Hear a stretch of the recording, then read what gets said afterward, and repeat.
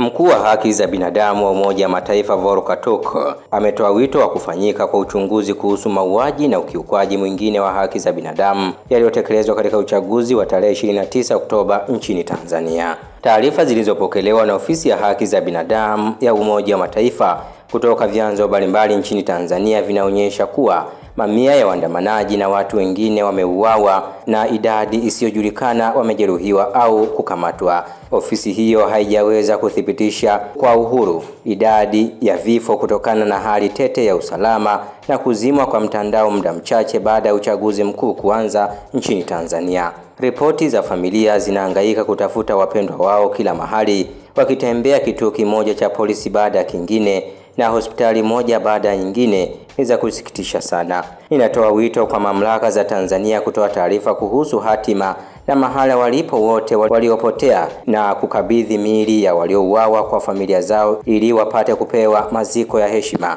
amesema mkuu wa haki za binadamu wa Umoja wa Mataifa Volker Turk. Kamishna mkuu wa haki za binadamu wa Umoja wa Mataifa amezitaka mamlaka za Tanzania kuchunguza tuhuma hizi nzito na za ukiukwaji wa haki za binadamu kwa uwazi na kwa kina na kuwajibisha wote waliohusika.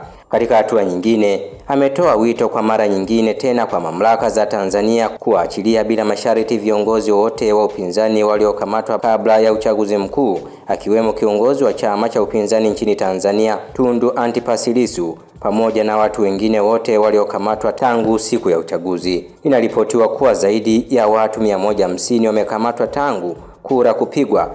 Wengi wao ni vijana ambao wameripotiwa kushtakiwa kwa makosa ya uhaini.